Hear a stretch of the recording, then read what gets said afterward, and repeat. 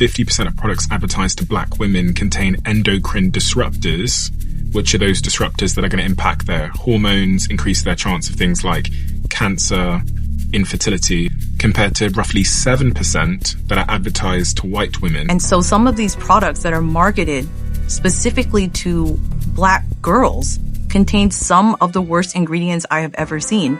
And I think it should be outlawed. I have stopped using black hair products. I mostly use white hair products for my hair, and my hair loves me for it. Imagine creating a video urging black women to avoid hair care products marketed to black women because they're dangerous, only to promote products that are actually more harmful. Realizing how harmful the black hair care market was to the people it was targeting, and as a black woman myself, that was something that really concerned me. Why are these massive multi-million, multi-billion pound companies using raw materials that have been linked to cancer? The reason why you're so impressed by that white hair care brand is because they are science-based and they use science and technology. Believe it or not, there is science and technology in your cosmetics, and in your hair care you want the science. You don't want what the black hair care brands are giving you, butters and oils. Your relationship is so strained with your hair that now your excuse is that we don't have enough science-backed black hair care brands. But if I were to ask you the role of butylene glycol in hair care products, you would not be able to tell me. Okay, so the issue is not the science, pumpkin. The issue is you. If you are a small business selling hair or skin products and you require me to refrigerate your product, I will not be buying from you. Are black hair brands science-based? There's been some talk around this for a few months now of people claiming that they saw their hair at the best health when they stopped using black hair brands. Is your hair more likely to thrive with products that are targeted towards a white audience better than it is with products that are targeted towards a black audience? I have stopped using black hair products. I mostly use white hair products for my hair, and my hair loves me for it. How my hair was looking when I was using mostly black hair products. As you can see, my hair is very dry, it's very thin, it's very brittle, there's loads of breakage at the beginning. And a lot of these black hair products contains a lot of oil. They weren't science-backed, they weren't research-backed. This is me when I've been using white hair products for about a year, science-backed, research-backed hair products. Now, I'm not saying that black hair products are all bad. I'm just saying that generally I find that they aren't science-backed, they aren't research-backed. And the study was done by the Environmental Working Group that basically said out of the products targeted towards black women, 25% of those were said to have high safety ratings, whereas products targeted towards the general public had 40% of safety ratings. Studies have also shown that manufacturers are less likely to spend the money putting on products used by black women through the same robust testing regimes as they do with white women. This is from Slay in Your Lane from 2015. It's been shown that black hair products contain a lot of oil. These attract dirt. It can also dry out your hair over time, leading to more breakage. There are just so many issues with black hair products that honestly, I just don't think it's worth it anymore. I prefer to spend a little bit more money with products targeted towards white or like general hair care issues. People like Philip Kingsley, products like Briogeo, this is on Space and K. We've all heard about K18 and the fact that they use K18 peptides. Again, front-facing science. Olaplex, which I've been using probably for the last 3 years, but I really upped using it lately. Living Proof, again on Space and K, the clarifying detox shampoo. If you're overloading your hair with gel, all sorts, clarifying shampoos are your way to go. Again, I just find that a lot of these hair care brands are at the front of finding new innovative ways of hair care, hair growth, hair thickness, looking out after the scalp. You just can't compare. And that's not the first creator to have an opinion about black hair products. There's been others before, and others have actually gone a little bit further to say black-owned hair products. Some have been throwing them away to replace them with the white people products. You know, the products that are marketed towards the general population and not necessarily black people. So some people have gone on to make reactions to the previous First Girl's video saying something like this. Imagine creating a video urging black women to avoid hair care products marketed to black women because they're dangerous, only to promote products that are actually more harmful. So I saw a young lady's video saying that she avoids black hair care brands because they're unsafe and that brands like K18, Redken, Olaplex, and Living Proof are quote unquote safer. As you all know, I always do my due diligence before believing any claims that I see on the internet, and I actually went to look at the same EWG Skin Deep database that she cited to evaluate these brands. And here's the thing. Many of the safer white brands marketed fell into moderate to high hazard categories, but surprisingly, these are the products that she's willing to pay more for to ensure her safety. On the other hand, some of the most popular black hair care brands like Male Organics, Camille Rose, As I Am, and Design Essentials that are often criticized for being unsafe scored lower in the hazard ratings in the exact same database. Also mentioned that these brands only contain oils and butters, and if safety is really her concerns, oils and butters are far safer options than the products loaded with formaldehyde releasers, parabens, and hidden phthalates. They moisturize without introducing endocrine disruptors. I urge anyone who shares her perspective to do their due diligence. Before discrediting brands born out of necessity because no one else cared to make products for black women, we should check the facts and give credit where it's long overdue. Just to clarify that black-owned brands are indeed scientific. This conversation about how white products are more scientific, I just find that a lot of these hair care brands, I'm assuming they were talking about the white hair brands in this case, as that's what the video is about, are at the front of finding innovative ways of hair care growth, thickness, hair growth, hair thickness, and looking after your hair. Just can't compare. Before they said this, they then showed different hair products that they love, which is fair enough, you know what I mean? Like, whatever works for your hair and you love, that's great. But what I kind of dislike, it's very damaging for you to say this, because first and foremost, the products that you showed, just because you don't know does not mean it doesn't exist, okay? One brand that they put, I'm going to put the picture here, and my understanding of what I read about this brand and this product specifically is a protein treatment. Black-owned brands have protein treatments, okay? TGIM, they literally have a whole line called Repair Line. They have like a moisture repair or something like mega repair line. Yeah, so if you're looking for a deep conditioner that repairs your hair, they have it. Another product that they showed was a clarifying detox shampoo. Black-owned brands have those. Specifically, if you want to name one of the most talked about brands right now, Sacred, black-owned, and they're coming out with a lot of innovative, creative things. And also the idea of a clarifying shampoo. You may have not heard about a clarifying shampoo. Does not mean that I haven't or we haven't on the other side of black hair. But please do not say that black-owned hair products are not scientific when you don't know what you're talking about. People creating videos like this is very damaging, and therefore does not allow us to move forward to being in those spaces. Yes, I do feel like black-owned brands need to maybe expand more in terms of things like bond repair. I feel like that would be great for everybody, not just people who've straighter hair, but as well as, you know, processed hair, and as well as I think that would be really good for people with curly hair as well.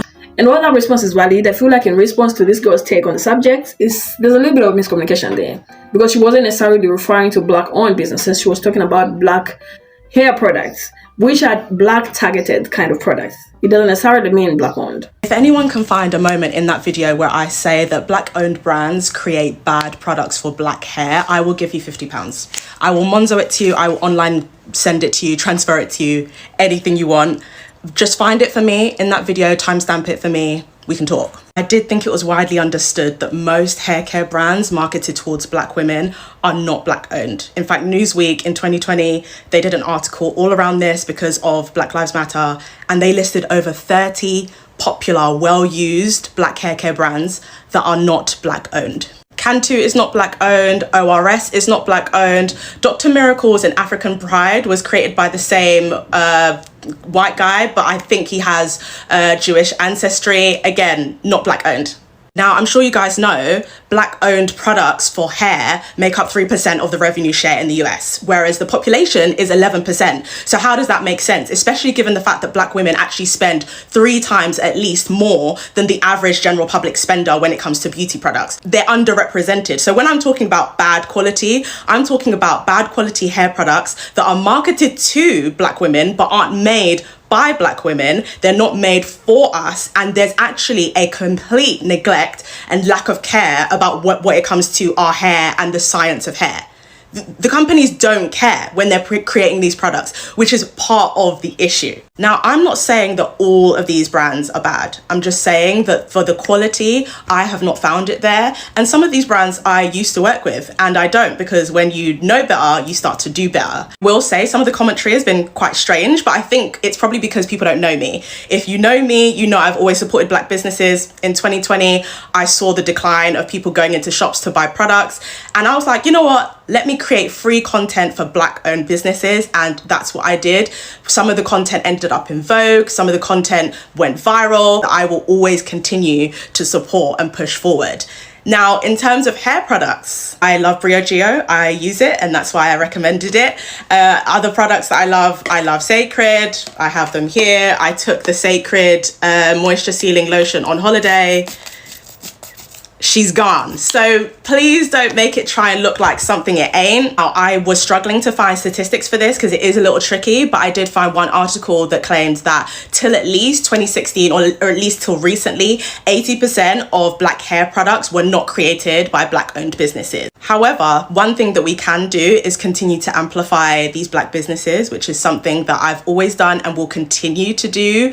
Brands like Pattern Beauty, I've heard are incredible. I've not tried. Sacred, incredible. I have tried. Briogeo, incredible. I have tried. Aunt Jackie's, incredible. I have tried. These are some brands that you can invest in that, again, are science backed. However, is that the case for most of the products on the high street for Black hair? Absolutely not. So I don't think our intentions were to actually bash Black-owned businesses. And this is not to say that with regards to Black-owned businesses, there isn't much better work to be done with regards to research and also formulation of the products that are being put out there. But for the people that equate white products to science and Black products to cocoa butter and vibes, that is a damaging bias. Because what you're essentially doing is equating white products to knowledge and, good research and good education, while Black products are basically based on, holistic approach practices. And this isn't me saying accept whatever comes your way just because it's Black owned. Obviously, we want good products even for ourselves. What I'm saying is, let's not create an environment that reinforces anti-Blackness in the beauty space. It is true though that some brands may focus more on moisturizing properties in their products more than they do bigger health concerns. Not that there's no health benefits at all, but for somebody that actually has health issues with their hair, those kind of products may not be as beneficial, but they could still be good products for a regular person. Your relationship is so strained with your hair that now your excuse is that we don't have enough science-backed Black hair care brands. But if I were to ask you the role of butylene glycol in hair care products, you would not be able to tell me. Okay, so the issue is not the science, pumpkin. The issue is you. I just think it's very unfortunate that we have made so much progress as far as making natural hair care products accessible. And now people are basically saying that those products that are maybe sold in your Ultas, your Sephora's, basically your white hair care brands, are better because they're more scientifically based. Here's the reality. Any product that is on a major corporation shelves, a cosmetic chemist was involved in the formulation of it, which means that it's scientifically backed. The issue is that a lot of our natural hair care brands may not focus on like bond repair, which is where the science comes in. And the reality of that is you're basically saying you have damaged hair, and that's a you problem. That's not a natural hair care product problem. So let's wrap up this conversation real quick. What she said is very true. The average person is not buying these products based on science. They are basing their purchase on slippage. Is this something that's going to help me disentangle my hair better? They're also basing their purchase on smell. Is this something that doesn't smell like my struggles? And when it comes to oils, most people are not purchasing those oils based on science neither. They are purchasing it on the before and after picture of the seller because everybody likes a good hair growth oil promise. The only time you can actually know how beneficial a science-based product is when you've actually used it for a while. To me, this kind of outrage is acceptable coming from a person that is looking for a product to help them repair the damaged hair. My hair did not revert. Or strengthen it in some way. Something that is not just baseline hair care. Here's the plan. I think I'm going to try and do like a 2 to 3 month hair boot camp of like using bond builders, deep conditioners, just going through this process of trying to heal my hair. And I know that the curl pattern will not be the same, but hopefully there can be a curl pattern. Because right now it's looking like a relaxer. But if nothing changes, I fear I might have the big chop. We might be slightly regressing in the natural hair community, especially when it comes to our language around hair and how we speak on it. And this all came to my mind with the ongoing discussion about Black hair on products and white hair on products, especially with the emphasis on the Black hair on product not being science backed. Language is important because I think there's a big issue with saying Black hair on product and not science backed. There's a clear bias that we indicate, especially in language, when we make broad statements like this. And let's not forget that a lot of Black owned products are actually science backed. I'm talking the Do, Ori Lifestyle, Sacred, Briogeo, and a lot more as well. Someone that uses a range of products, I think my biggest takeaway from this conversation is that a lot of people don't actually know what their hair needs, which is not a bad thing. Whilst some products have been traditionally targeted towards a certain race and we've not been included, I think the question really should be about what your hair needs. For example, If you use a lot of heat in your hair, if your hair is heat damaged or you've had some sort of change to your hair structure, using bonding treatments like K18, L'Oreal Pro makes a lot of sense. But when it's time for a twist out styling or even a wash and go like I have right now, a buttery, creamy mousse makes a lot of sense. I definitely think there are a lot of products that have been targeted towards us traditionally a lot more moisturizing, and moisture is not a bad thing. Moisturizing products are not bad. However, we need to adopt the language of saying, actually, this is a good product, it's effective, it's science backed and it works for my hair, as opposed to saying, oh, if it's black owned, it's not going to work for me. Because when we start using racialized language around our hair care products, especially now, it becomes very, very weird very, very quickly. I think we should definitely appreciate and acknowledge a well-made product, a product that works well. Does it cleanse your scalp well? Can you detangle well with it? Is your hair absorbing moisture well? I think that's really, really good. However, these are the questions you should be asking yourself. What does my hair need? What do I do to my hair? Does my hair need more moisture? Is my scalp cleansed well? Does my hair retain moisture? Do I need to add a bonding treatment if I'm using heat often? What do you do to your hair and how do you handle your hair? And then adapt products that work effectively for the lifestyle you have and how it revolves around your hair. Now, this isn't me saying you should accept whatever low effort products gets put out there. That's not what I'm saying at all. Things like this are not something that I would like to be associated with, neither. If you are a small business selling hair or skin products and you require me to refrigerate your product, I will not be buying from you. For one, I don't think it's fair to put the responsibility of keeping a product safe on the consumer. There are way too many uncontrollable factors, and it's a huge health risk and liability risk for a brand. Number two, let's say I did everything perfect. I don't know what's going on in that truck. Who's to say they don't drop it off in 80-degree weather and take it back into my house? That product has uncooled, recooled, frozen, heated up. So yes, if you refuse to use safe and effective preservatives, you have a 2-week shelf life, I gotta keep it refrigerated, I will not be buying your product. I'm sorry. There have been products people have raved about, but then it's a small business. I go to check it out. Very inconsistent, unclear ingredients, has to be refrigerated, all these caveats, and it doesn't make me trust the brand. So if you're a small brand, I encourage you, make sure your websites are clear and people know what they're getting.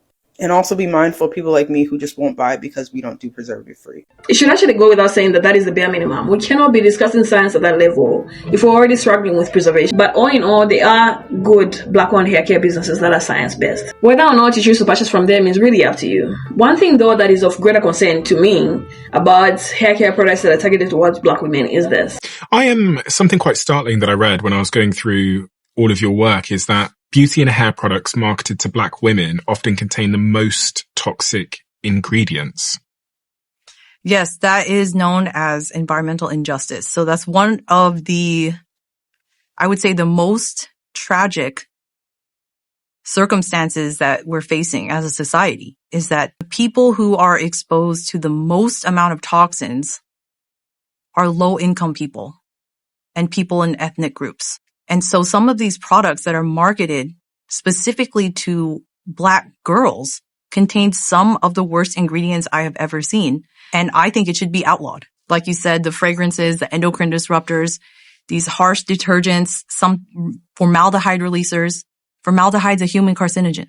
What place does it have in a beauty and personal care product? It doesn't. It needs to be removed. There needs to be better regulations and better protection for vulnerable populations. I was doing some research and I looked at Harvard Health and it said 50% of products advertised to black women contain endocrine disruptors, which are those disruptors that are going to impact their hormones, increase their chance of things like cancer, infertility, etc., compared to roughly 7% that are advertised to white women. And these endocrine disruptors can impact fertility and increase their chance of getting cancer. Why is that? Why is that the case? I think it has to do a lot with the types of products that certain demographics would gravitate towards. So depending on your hair type, what kind of products you might need, there really is no explanation to why these toxic chemicals are in those products in particular in such high numbers. That's really the problem, is why is it more prevalent for those populations than others? And I think this is an ongoing societal issue of environmental injustice and to a certain extent, environmental racism. Yet more and more products are being churned out without being tested, without knowing what the health effects are. And then later on, we see increases in all of these diseases that we've been talking about. Realizing how harmful the black hair care market was to the people it was targeting, and as a black woman myself, that was something that really concerned me. Why are these massive multi-million, multi-billion pound companies using raw materials that have been linked to cancer? Why are they using raw materials that are known to cause disruptions in people's hormones? Now, if that's actually true, that is something that warrants an outrage without any excuse whatsoever, because that is something bigger. We're no longer dealing with wanting a product that helps you restore your curls after a horrible soup press. This is a much bigger health concern.